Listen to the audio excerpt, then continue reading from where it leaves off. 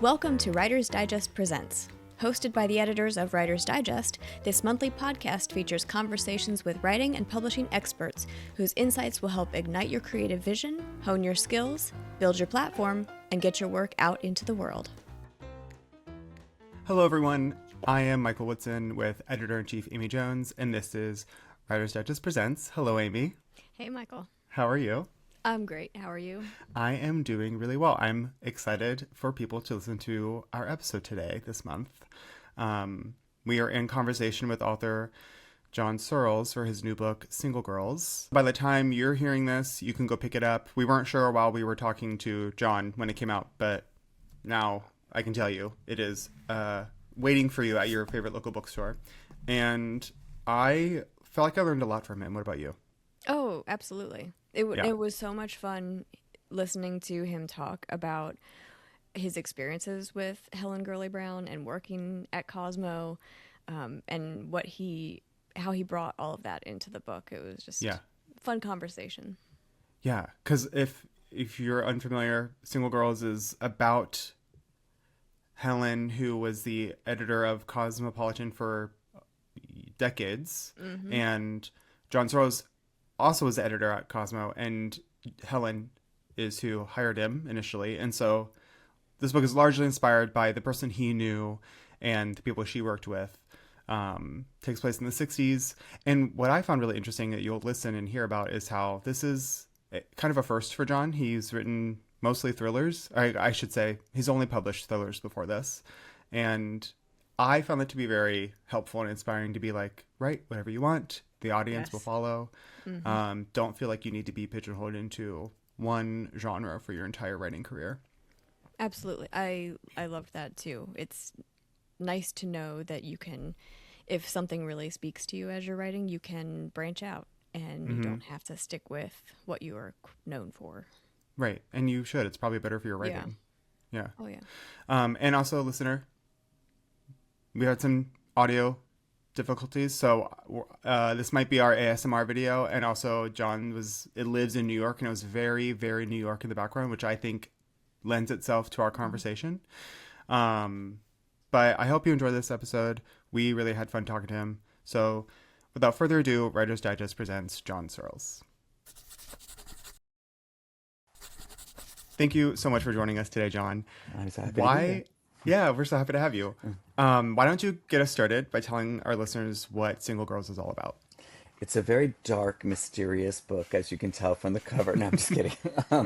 A Single Girls is about Helen Gurley Brown, the famous media icon, the author of Sex and the Single Girl, in the 1960s when she takes over Cosmopolitan magazine and assembles a team of women to transform it into the best-selling, most talked about, and probably the most controversial women's magazine of all time, and certainly in the 1960s. And it's really my love letter to Helen and to Cosmo, because I knew Helen, which we can talk about, and I was an editor at Cosmo for many, many, many years. And I'm here in New York City where there's a truck blowing its horn. Oh, it's so perfect. It's the right ambiance for this conversation. Okay. And I keep joking to people, it's probably the only time in my career I'll have such a happy pink book cover. Yeah, we'll get into that. Yeah. I really loved this book. It reminded me of a lot of different things. And there was this movie in the early 2000s called Down with Love that I was obsessed with. And it just, I don't know if anyone else saw it, but it was Renee Zellweger and Ewan McGregor. And Renee Zellweger's character is very Helen-esque. And all I wanted to do was watch that and read books like this. And also just being in magazine publishing myself, like, I really loved reading about like when magazines were like a real culture in and of themselves. And you were an editor at Cosmopolitan, and your author bio says that Helen actually originally hired you. I was just curious, at what point did you start to think, wow, Helen's life might make for a really interesting story? So I was hired under Helen's, it was kind of in her last year, and I had just gotten out of graduate school at NYU. And I heard about a position in the books department at Cosmopolitan, and the person who told me was my former NYU professor, the novelist Anne Hood, and she and I are dear friends now. And she had mentioned that she heard about this job part-time opening packages and logging in books in the books department at Cosmo. And so I went on the interview and I said to Anne, I guess I need a resume. And she said, No, you're a writer. Writers don't have resumes. Yeah. So I went on the interview and I first met the very glamorous Betty Kelly, the book's editor at the time, who is an inspiration for one of the characters in Single Girls. And she said, Well, where's your resume? And I said, Well, I'm a writer. We don't have those, which is totally insane. And I think she hired me because she felt sorry for me. But and then that day, it happened to be the day of the O.J. Simpson verdict, Oh, and wow. we were all invited into Helen's office at 1 o'clock Eastern time, Standard Time, and I go marching down with all, I did not come from, my background is so different from any kind of glamorous women's magazine vibe. So I follow these like really smart, beautiful, fashionable women into Helen's office, and they're all glued to the television. And Helen was over at her antique desk. She was 73, I think, at the time. The low cut top and a short skirt and bangle bracelets up her arms and editing copy, like not even looking up at the TV. And everyone was staring at OJ, Wow. waiting to hear the verdict. But Helen was over here and I was kind of like staring at Wow. Helen. I was just Yeah. kind of transfixed, like, who is this woman? And I wasn't sure I fit in. And my mom said, give it 2 weeks. And if you hate it, quit. And I stayed for 23 years. And along the way, Helen and I, much to my surprise, became friends. And I would think we had nothing in common, but it turned out we had Mm. many things in common. And I used to say to her, someone should write a book about you. And then I sometimes would say, I'm going to write a book about you. And she would say in her very Helen-esque way, I could imitate it better. I'm not the best actor, but she would say, "Oh, pussycat, no one wants to read a book about a little pippy poo mouse burger like Oh, me." And I wish she was here today because I really believe I know Helen, and I believe she would be thrilled by this book, yeah. and I hope it introduces a new generation of people to what a wonderful spirit she was. And I Mm. know she was controversial, but I believe she did many, many wonderful things for people and for women in particular. So I guess that didn't answer your question when. I guess I Oh, always yeah. had in the I was back of so my immersed mind. in your answer. I know. I'm a little long-winded sometimes. No, Let's see. please. Uh, I used to, I worked my way up very quickly, and when I was waiting at night for to ship the issue to the printers, I'd be waiting for like what we call finals for SOT to approve from the staff, and I would sometimes pull the old issues, which I have some Oh, oh here my gosh. Love it. from the 1960s. Michael, I loved it. Oh my gosh, yeah, I have a lot of them. They're so good. Aren't they Wow. so good? Wow. I can show more. But so I would pull them off the shelves because I would just be kind of waiting, and it was late. I Yeah. was a little brain dead, and I'd be turning, and I would think someone should write a novel about this, and then it turned into over time. I want to write a novel about this, Mm. and I probably had that like even a few years into Cosmo, but I wasn't sure it was about Helen. I didn't know what it was. I knew I wanted to capture that world, but Mm. I always kind of had written character-driven suspense novels, and in Mm. publishing, they kind of want you to stay in your lane. I hate that Yeah. phrase.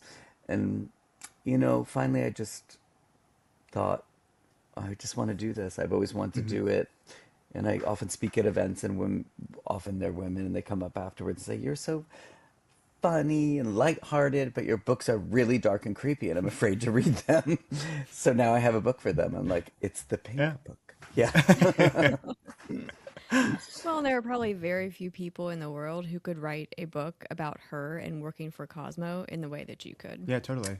Thank you. Yeah, I did. When I'm writing, I don't tell anybody what I'm doing. I tell my husband, Mm. but pretty much, yeah, no one else really. And because I find it kind of lets a little air out of the balloon or something. Like if you're Mm. talking about it all the time, and when people try to talk to me about this Mm. novel they want to write, I always say, "Don't tell me. Give it to the page. Give it to the page." That's really my strong opinion is Yeah. give it to the page. It doesn't mean you can't find a trusted reader to kind of talk about the drafts with. Obviously, I always joke with my husband when he and I met, we were in our early 20s and our mid 20s, and I was a writer, and I would write a book, and he would say, "When do you write these things?" Because I would get up from like 2 in the morning to 5 in the morning, he would never see me write. And then now I'm like, come quick, I wrote a sentence, hurry. Seriously. Yeah. It's like, oh, we're a little more mature now. But yeah, I just think it's important to give it to the page. Let's talk a little bit more about getting it on the page because I'm so interested right now in how writers structure their books. And so the first part of your book is Helen's story. And then the second part of the book, we jump into stories about the women who become the editors who work with her. And I thought that was so fascinating because you do get to see, what she saw in them it in parts of their lives. But I wondered, as you were drafting that, when did you know that those other stories would show up as part of the narrative? Was there ever an outline or a draft where it was just Helen's story the whole time, or how did that work? Well, thank you for saying that because some people, it's a more unusual structure than, and so I didn't realize how it was an unusual structure until I started sharing it Interesting. with people. Like I said, my husband was reading it, and then I started giving it to readers. And none of my early readers really said anything, but my agent kind of started commenting, like, "Well, it's kind of unusual because as you say, it's Helen's story.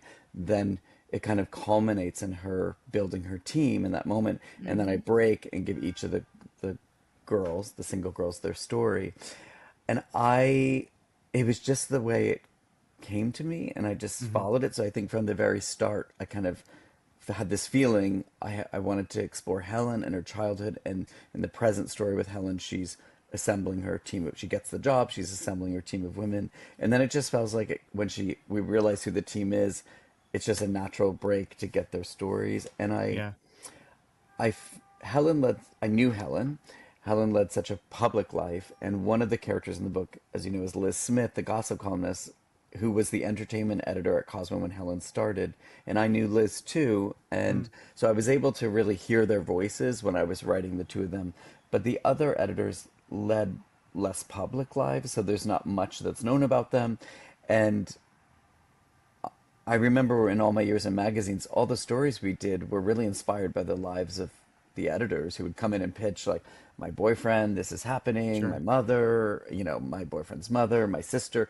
And so I thought, well, what do I have to go on? So I got my hands back on all these old issues, and I started looking at the stories they edited. And I thought, well, what if I make each story for each of the editors at the time? What if I kind of almost reverse engineer narratives based on Mm. actual cover lines from the 60s?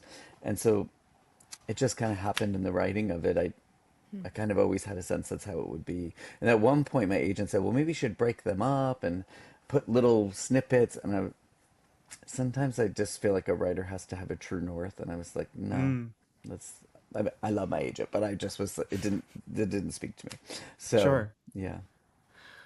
It's so interesting because as it was happening, I agree, Amy. It was really, I was like, oh, we're with someone else now. I'm surprised. And then as I was reading it, I was like, well, of course we are. It's called Single Right. Girls. Like, and these are the Yeah. single girls. And I really loved where it went in the second part and even in beyond. But I think that Thank you. it reminded me of in sort of the way it was put together. This might be, I don't know if I'm really off here, but it reminded me of Postcards from the Edge, Carrie Fisher's novel, and Mm. how that book is in different sections, and they are so like unique to themselves, but are so necessary to understanding the book as a whole. Mm-hmm. And I was just wondering, were there any literary inspirations in mind as you were writing Single Girls? Like, what was helping you keep uh, the storytelling going? Well, it's funny. I want to go back when you said Michael Down with Love. I've not seen that, but Mm, two of my early readers, they're a couple, they both were like, "We love this movie, Down with Love," and they said it too. So I need to see it, but I actually thought I don't want to watch it because I knew what I wanted to write, and I worried totally. it would somehow influence or impact. So Absolutely. I haven't Yeah. seen it yet, but now I want to go watch it. Um, when I was in graduate school, I did my thesis on multiple point of view in the modern novel. So I Mm. did Oh, As I Lay wow. Dying, William Faulkner, which is like I don't remember now. It's like 50 points of view. It's many, many points of view, that book. And I did Dinner at the Homesick Restaurant, which is, I love that book, the Ann Tyler novel. And that's divided into, it's a family and each tells their Mm-hmm. story. And then I did, oh, the book Monkeys by Susan Minot. Like it's kind of collected short stories, and she wrote a very famous story in the New Yorker called Hiding that I love. And so I've always loved playing with point of view, and in some of my novels, I've done that. Like Strange But True is a kind of a suspense noirish novel I wrote that is multiple point of view and moves past and present. So I like playing with time and point of view, Mm-hmm. but so I guess those books that would be Yeah, my inspiration. I would say is like because those I studied them so carefully in it's so graduate fascinating. school, and anytime I read like Michael Cunningham, Flesh and Blood, or The Hours, Oh, anytime I read a oh. book that changes perspective, I Mhm. really pay such careful attention to it. So I wasn't really Mm, consciously channeling them, but they're just books that have had an impact yeah. on me in my creative life. So yeah. Michael Cunningham. I know, Yeah. the Oh, best, love the his The work. best. best. I Yeah. You're know. talking to the right people. He has a Amy and I are. memoir. Yeah. Oh, you love him Oh, too. He has a Yeah. memoir coming out. Do you know that? Oh, really? yeah, I Yeah, saw it comes that. out. Yeah. I haven't read it yet. I A don't have a writing copy. related memoir. Oh, yeah, Oh, exactly. okay. Yeah, I'm excited. So you've been holding up covers of some of the old Yeah. Cosmo magazines, and like I loved dipping into the time period of the 1960s in this book, and reading about some of the like fun and weird new products that the editors would get to or have to Mm. try. It reminded me of I got to go through the Writer's Digest archives. We a Oh, yeah. hundred years of back issues, and there's some weird stuff in there.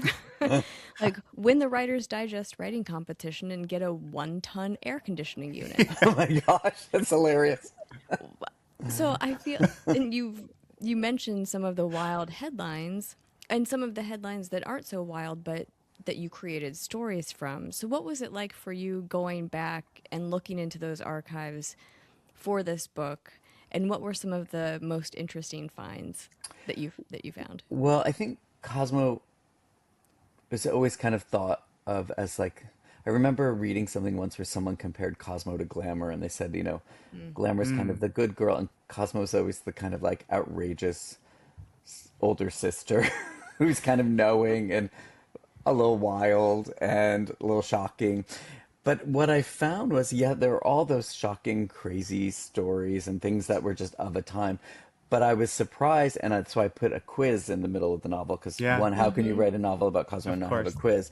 Right. And I that was kind of just my idea, and I thought, well, let's see how this flies when people start reading it. If they're like, this is weird to have a quiz in a novel, but I was trying to show with that quiz like what I experienced, Amy, to your question, is they did a lot of important stories. I didn't realize that they did Right. stories on interracial marriage. Mm-hmm. They did stories on gay women. They did stories on women in the services, women, all of it, embracing your single life and not feeling like you have to be herded into marriage. And Mm. so we always think of Cosmo as like, the criticism is it's like, it's all like man pleasing and, man, try to find your man and all that. But it's actually, if you look at the actual magazines, they they actually did a lot of interesting things, and they were the second commercial women's magazine to put. It was Ladies Home Journal first, and I write about this in the book. But Mm. to put a woman of color on an issue in the '60s, which at the time I write about this in the book, that Cy Newhouse fired. I think it was the French editor of was it Vogue in in Europe for suggesting they put a famous black model on the cover for trying to push for that, and so that was something I discovered in my research too, and so I just found it Mm. such a fascinating time, and I thought it was fascinating that they did. I have a character in there, Eugenia, the fashion editor, and her mother is very political and says, well, it's not really enough, but at least it's something. So I'm not saying it was Right. like, Mm-hmm. you know, Ms. Magazine or something like that, but it was surprising to me that they actually did more than I would have thought politically. Moments like that when her mom says, it's not enough, but it's something. I'm thinking back to what you said before about how these other editors lived less public lives. Are those, this kind of ties into the question I was going to ask anyway, but when you're writing about someone who was real and real to you especially, and their experiences were real. I would imagine it's a real tug of war between honoring the truth and needing to dramatize certain moments for the sake of like telling a story. I'm just wondering, did you find it challenging to balance like truth with fiction, and when and how did you know like which side to lean on more as you were writing?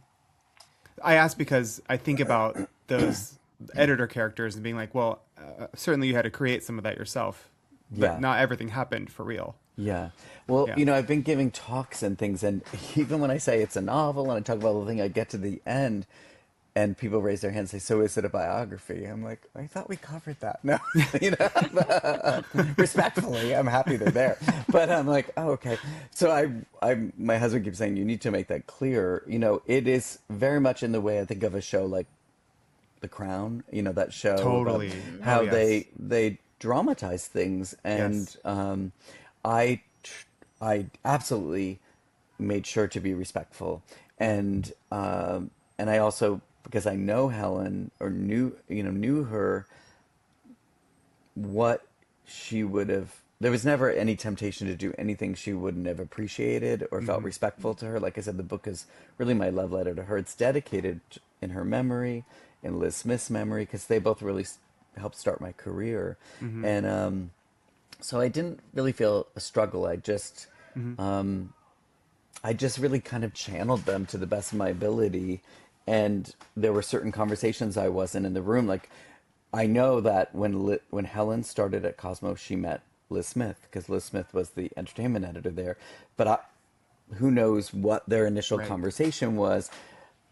But I know both of them would be like, "Give it hell, John, and make it really good." Totally. So I imagined how they met in the ladies' room at Cosmo, and it was so much fun to write.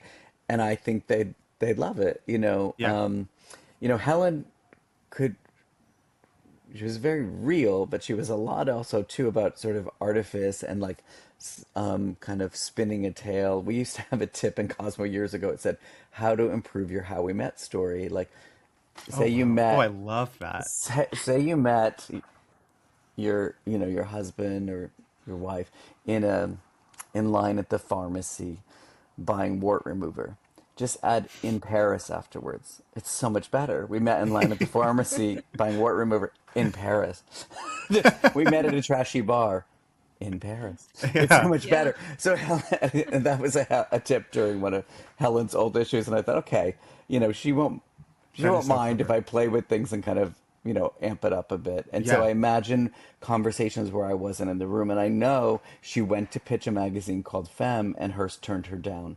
But they said, well, there's this other magazine we're going to probably shutter. It's not doing well. It's called Cosmopolitan, but if you want to give it a try. And then to dramatize it, I thought, well, why don't I give it, you have a set amount of issues to do it. So who knows how many issues they Wow. gave her. But so I just try to amp up, take what was real, and then Yes, kind of amp exactly. up the tension without doing anything, And then there's an author's letter at the end where I explain Hmm. in a lot of detail kind of what I did and what I condensed and what I imagined, because I want the reader to know this is dramatic fiction that Of I'm course. writing based on real Hmm. people. So See, I think that is such a important. I love that you're saying this because, and I think The Crown is such an apt example because I do think people watch that and be like, this is fact. Like, this is yeah, exactly what happened. yeah, And over again, the creators of that show had to be like, no, it isn't. Like, we're taking what we know to be true, and then we are filling in the blanks for the audience. Doesn't make it less true, but it also doesn't make it fact. And I think that is a really difficult thing to do and do well. And I love that you're saying that because I think it's going to be really helpful advice for our listeners. yeah. Because also people are going to believe it's true anyway, so just write it anyway. Like don't let it stop Yeah. you. Well, did Yeah. you see there was I'm blanking on the actress's name from Splash years ago.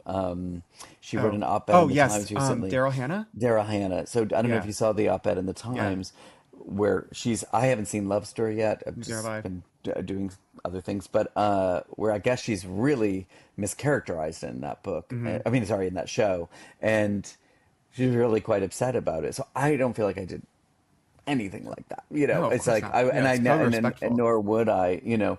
But there is a line if you're writing about real people, you know, Yeah, I think people understand you have to dramatize things, but right. you want to be Mhm. respectful, like you said. But you're right, people just assume it's real Yeah. anyway. So Well, I was taken in by the way you wrote the issue by issue basis that Helen was hired uh, for this job, and I was thinking, I mean, I there was that really resonated with me because of the job that I have, Right. yeah. and like I took over as editor in chief for Writer's Digest in March of 2020. Okay. Wow. What a Yes, time. Yeah. it was That was, going to be a travel writing issue. oh, travel writing issue. Oh God, Amy. Yeah. I'm so sorry. But at that point, it was also our 100th anniversary, and I was just terrified of messing up this institution. And Mm, as you were writing about Helen, I didn't realize that she was taking over a magazine that already existed and given this task of saving it, yeah. essentially. And I thought that is terrifying in a whole other way. Yeah. But she was so good.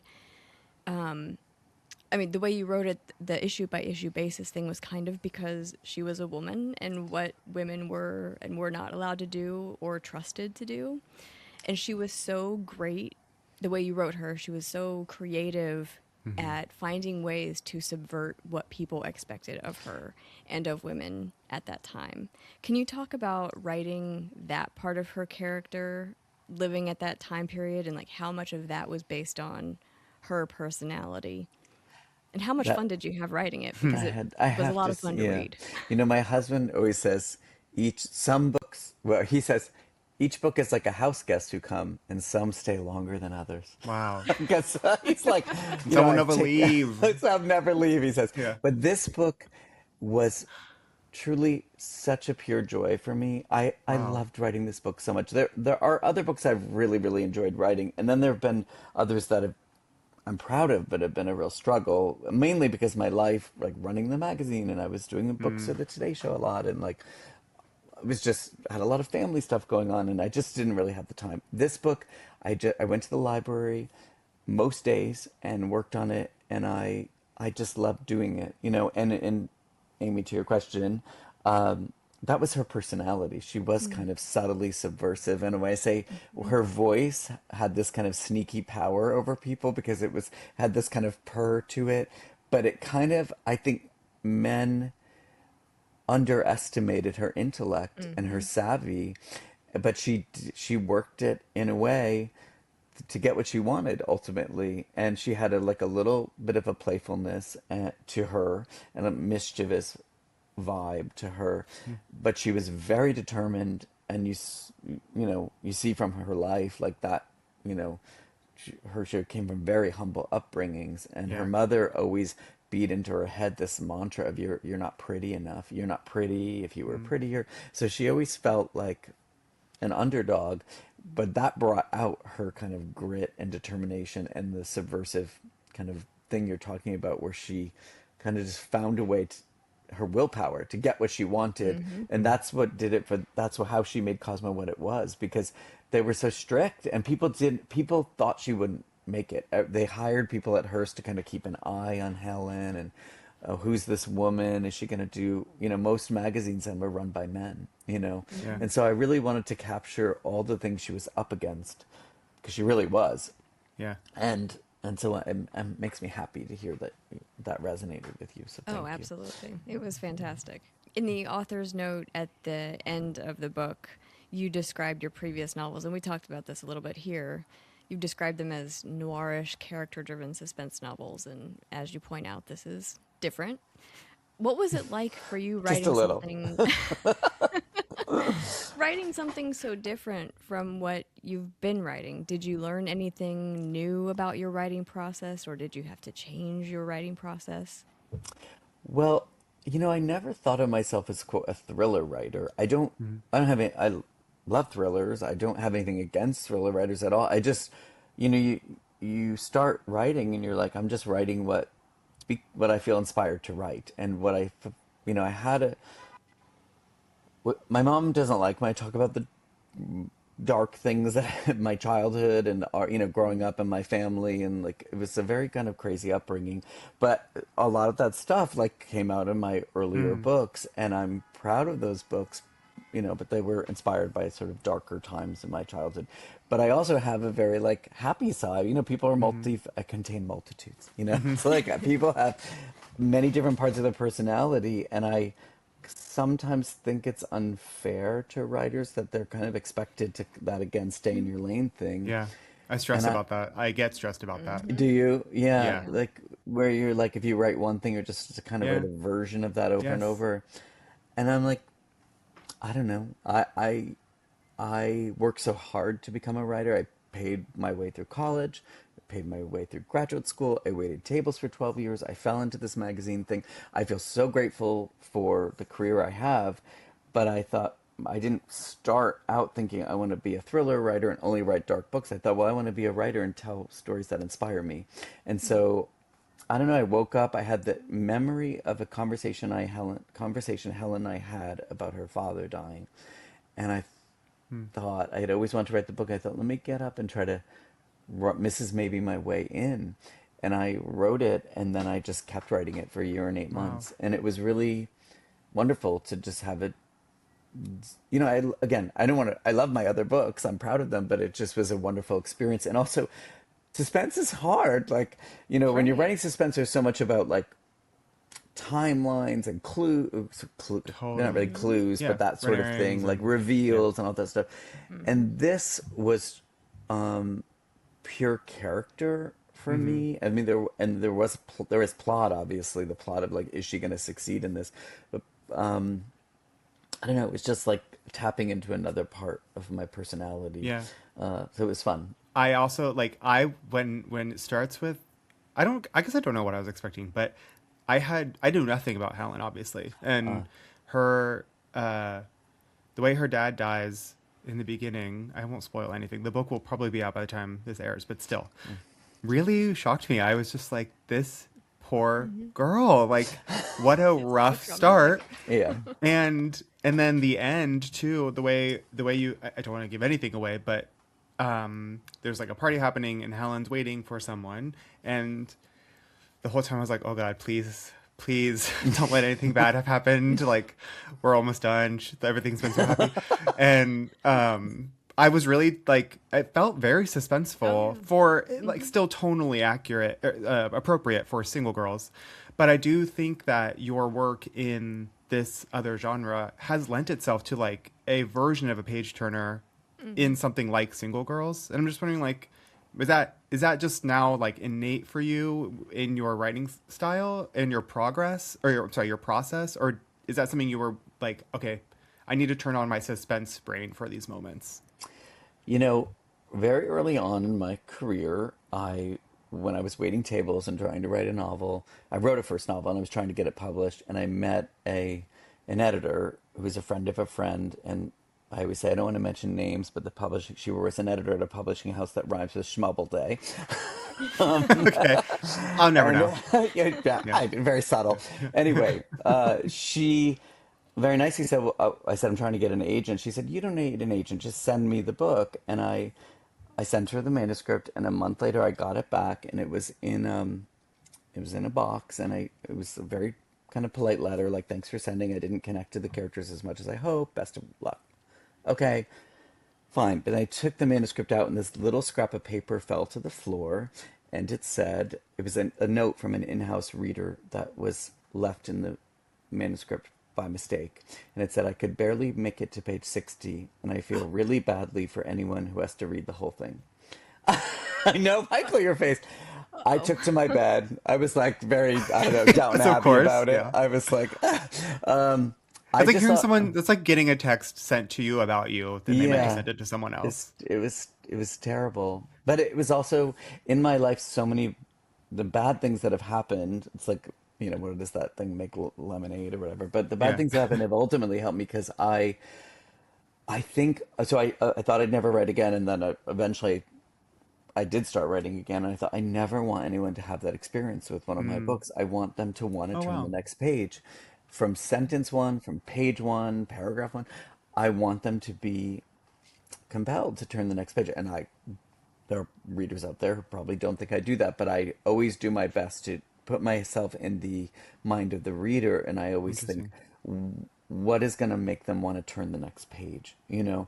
And so I guess I it's that you said, is Yeah. it part of my process Interesting. or my instinct? I guess it's like because of that early scarring that happened with that letter, I just have in my head like, oh, you, I don't want people to barely make it to page 60, never mind page 6. You know, I want them Yeah. to just be compelled. And so I try to, at the end of each chapter, put something, a little something that would make you want to read to Yes. the next one. Mm-hmm. Even though it's not, I don't think of it as a plot driven novel compared to like Help for the Haunted or Strange But True or another book I've written. But there, I tried to put an element of that you want to discover more about these Yes. characters, you know. And then of course I had to have a champagne glass hot tub. Of Of course. course. That's real, right?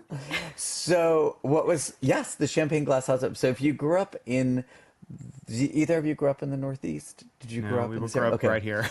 So my film agent at CAA, and then my friend, so the actress Amy Ryan, by the way, is narrating the audiobook of Single Okay. Girls, and she's, I met her on the set of Strange But True, a book of mine that was turned into a film, and she played the mom in the book, and we've stayed friends. That was the best part of that Well, whole experience. And I asked her if she wanted to narrate the book, and she did. And so both of them, film agent and Amy, and my husband, anyone I say, oh, champagne glass hot tub, they instantly start singing this commercial that was on during our childhood. Beautiful Mount Airy Lodge. I can't sing at all, but because it was where this champagne glass hot tub was. And I used to go trucking with my dad as a kid in the summers, and we would go through the Poconos, and there were billboards for Mount Airy Lodge and Cove Haven Resorts. And Cove Haven Resorts and Morris Wilkins, that are in the book, are real. The champagne glass hot tub is real, although it did not come out officially to the early 80s. And I just wanted it in the book, so that's why in my book it's a very early prototype. So that's an example of playing. It's a novel, so I can play yeah. with time. So she goes, the sex and relationship editor goes with her boyfriend, her man friend, for the weekend to soak in the world's early prototype of the first champagne glass hot tub, and that was just. Oh, and the New York Times ran a story about Morris Wilkins and Cove Haven Resorts and his invention of the heart-shaped tub and the champagne glass Yeah. hot tub. When my agent was reading the book, it appeared one day in the New York Times, and we were like, "Oh my gosh, that's so wild that it's That is the wild. New York Times did a story about it." I just wanted it, you know, it's just so crazy, a champagne glass hot tub. I've never been in one. Have you? No, but Oh I yeah. saw one on Instagram, maybe a couple that goes in like, it maybe is this one, I don't know, but they go to these like the most unique hotel rooms and motels in the Oh, country, and I saw it maybe wasn't champagne, it was something similar. And so when I was reading it, I was like, I think this has got to be real. Like, it is real. I'm, Yeah. yeah, I'll yeah. send you a picture of one of the, Okay. you know, ones because I have pictures now. I've never been, you know, Amy said we did a chat at the end of the audiobook, and the question was, have you ever, either of you ever actually been in a champagne glass hot tub? And Amy said, I've had champagne and I've been in a hot tub, but never combined the whole thing.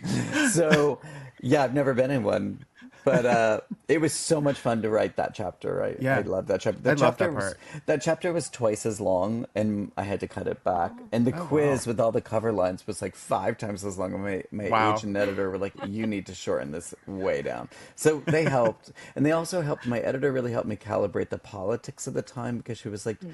"You don't need to preach to people or lecture."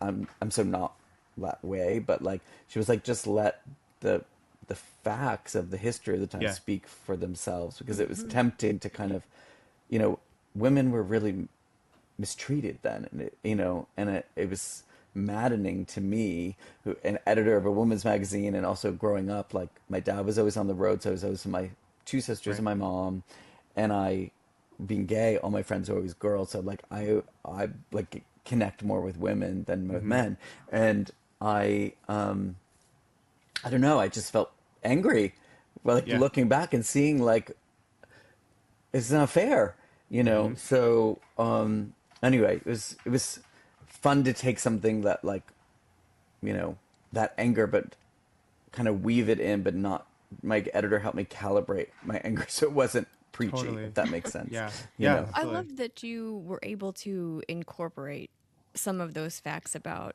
the way women were made to live at that time. You know, not being able to get a mortgage by Yeah. yourself, not being Hmm. able to get a credit card by yourself, or because I think a lot of us take for granted now that we can do that. You know, Yeah. like I could sign my mortgage papers on my own, Yeah. and Yeah. I did not need another name next to mine, but it was Right. not that long ago. Yeah, it's very recent past. It was Yeah. very recent past, and I guess I kind of always knew it. You know, you hear of these things, but then when you're actually reading about it and immersing Hmm. yourself in a decade, you're like, wow, this was real and not that long Right. ago. And in some ways can be applicable to some of the things that are Hmm. going on right now. So, you know, Yes. Exactly. yeah. Yeah. Exactly. Sorry, I want to jump back a little bit because I am so interested in what you did at Cosmopolitan as a books editor, and I imagine that meant you read a lot of books the same way this Yeah. character did, and um, I wondered if that reading all of those books impacted your writing. You were talking about making sure that every book is a page turner and ending chapters in a way that makes readers want to get to the next page. And I wondered if you could describe like what you did as the book's editor and how that Well, influenced your writing. I had come out of NYU where we read very literary short stories, Hmm. and you know, and then I wrote this thesis, a master's thesis on multiple point of view in the modern novel, and then I met Cosmo. But what was weird was Cosmo at the time they would do, not weird but just notable, I think, is they would do. I Mm. remember one of the first excerpts I worked on was like a Gore Vidal memoir or something. I had to Mm. type it up for the books editor, and you would think Cosmo Gore Vidal, like I don't. But it was a different time, and the magazine was like so thick. And I know. Helen loved book excerpts. Her belief was Mm. the writers have already done all the work, and it wasn't like Hmm. the sense of things were different then because even when I was there in the 90s, her very tail end, but she had the belief an editor was the curator, and it didn't matter. Like when she thought her readers wanted to know about something, it didn't matter if the book was a year old. She was like, I've discovered this thing and I think it's good. So it was an Mm. interesting experience because Wow. in that last bit under Helen, the books department was four people, including myself. And Wow. I know. And but yeah, we had to read so many books because we would have book recommendations, and then we started over time. People read less and less, so the articles became shorter. The art and display copy became bigger and more prominent on the page. But we had this section called the Red Hot Read that I started, which was with the editor in chief, Kate White, and it was basically a steamy sex scene from a romantic thriller. And Oh my I gosh, think love I it. told this story, Amy, at the Irma Bombeck conference, but like it's just a funny story to tell. We'd have to condense these like 20,000 word, 10,000 word, I don't know numbers, but down to like a 2,000 word story. And so one night I'm like doing this and I give it to my assistant to read. I'm like, I've been editing all day. Can you read this and tell me if it makes sense? And I hear her laughing outside my office. And I said, why are you laughing? She said, I'm just going to tell you what you have here. With one hand, she stroked his leg. With her other hand, she sipped her wine. And with her other hand, she dimmed the lights. And I said, well, she's a very talented lady and part octopus. So it was very very fun. You know, I also edited a more serious section called On My Mind, which was kind of like an Cosmos version of an op-ed. So we had a sort of a lot of big writers of the time kind of weigh in with opinions, and so that, and oftentimes it would be authors who would be writing a piece about some sort of argument of the moment, and so it was both kind of like, you know, a mix of more serious things and then a mix of more fun things too. So it Yeah. was an interesting experience, and for me, wanting to be a writer, to see how publishing worked and see all the Hmm. different books that came in and how publishers submitted things and how agents worked, it just completely, it's like it's that education I did not get in graduate school, you know, just Hmm. Yeah. working in a books department in a large, very powerful commercial magazine. Yeah. I don't know, it taught me so much. Can I just say 4 editors for one department? We have 4 editors on our for the team whole total. magazine. Yeah. Well, it's a Probably very how different times have world now. changed. Yeah, I know. No. It's a very different world now. I'm convinced we're gonna come back around because Yeah. we're in a moment right now, with Single Girls and the Devil Wears Prada 2. I think that like records, magazines are going to become fashionable again, and people are going to want to carry it Yeah. around. Oh yeah. I really hope Yes. so. I hope so too. Um, Yeah, yeah. people miss them. I went and saw Devil Wears Prada too, and I was thinking, I I learned this word. I'm like Helen, and I have the Yeah. glossary in the beginning of the book. I'm so I love that. fascinated with words, and I learned this word. I had once got this writing residency at a castle in Scotland where you go and you like live and they feed you. I couldn't butt my pants at the end. They fed me so much, and you just write for like a month. But there was a Welsh poet there, and he taught me this word that there's no equivalent in the English language, and it's I will mispronounce it, so forgive me, but it's I don't even remember how you spell it exactly, but it's Hirith. Have you ever heard of this word? It's a Mm-mm. Welsh word, and it means like a wistful, bittersweet longing for a place or a home that does not exist anymore. And that is how I felt watching Devil Wears Prada too, because people often ask me, "Oh, do you miss magazines?" And I'm like, "Well, there's no point." Yeah. In terms of Cosmo, the Cosmo I knew is not really the same. It's yes, it's still there, but there's not 4 people in the books department, and it's a different version of that. So Yeah. I felt that sense watching Devil Wears Prada, which was 20 years later, and Yeah. how it had changed for those characters. And but I agree with you, Michael. I was thinking watching it, like people love it too much for it to. It's like when TV came along. My husband's a theater director, and years before our time. But when TV came along, they thought, oh well, theater will be dead, but theater still lives. Remains. Yeah. So I hope so too. I hope you're right, and I believe what you say. It's like people just love them too much, and Mm-hmm. you know, there's something about the confined space that makes it more curated and Mm-hmm. appealing than the kind of endless open space for Mm-hmm. a gajillion opinions about things. Well, and there's so much at stake, I feel like, in terms of getting it right, because if you get it wrong, like, Yeah. like there's not, hopefully with the book, you have time to work on it and you edit it and you feel really good about it. But the magazine deadlines are so intense that you Yeah. have such little time to get it right. And I feel very precious about what we do. So I work, You guys I do a know great Amy is the job. same way. Like I work so hard to make sure I get it right because I Yeah. don't want to let our readers down. I don't want to let Yeah. myself down. Yeah. So, Yeah, well, you guys do a great job, and you oh, really do like helping readers come to your magazine. I remember like going to, I think it was like Tower Records had a magazine section, and I mm, used to get Poets and Writers years ago, and mm, Writers Digest when I first got to New York, because you I just didn't. yeah, I was looking for somebody to help guide me, and so Writers Digest is one of those magazines that helps people when they're first starting, and yeah. inspires them and gives them direction and a sense that they're part of something and they're not alone, which I think writing and the dream of being a writer can kind of feel very isolating, you know. Yeah. Well, we Yeah. are only able to do well when authors like you write great books. John, thank you for writing Single Oh, Girls. thank you. I'm so excited. I'm pretty sure if it's not out by the time this airs, it'll be out like in a week. So either go get it or go in a week and go get it. And John, is there anywhere you'd like people to find you online? Well, I'm very active on my Instagram, which is at John Searles. That's my name. And I have a Facebook author page. And then I have my website, johnsearles.com. And I will be on tour this summer, so I'll be Wonderful. kind of all over the place. So they can go on my website and see the tour dates. And I hope people will come and see me and we'll have a good time. Great. And I thank you both so much. Thank you, Michael, and thank Of you, course. Amy, very, very much, and Yeah. for reading the book. And sometimes as an author, you do an interview and you're like, "Did they actually read the book?" But I can tell. I was like, "Oh, they read it and they loved it." So I want to climb through and just give you each a hug. So thank you very much. I Of course. appreciate Thank it. you. Thank All right, you. I hope to see you both soon. Okay. Yeah. Bye, Yeah. guys. Thanks. Bye. Bye.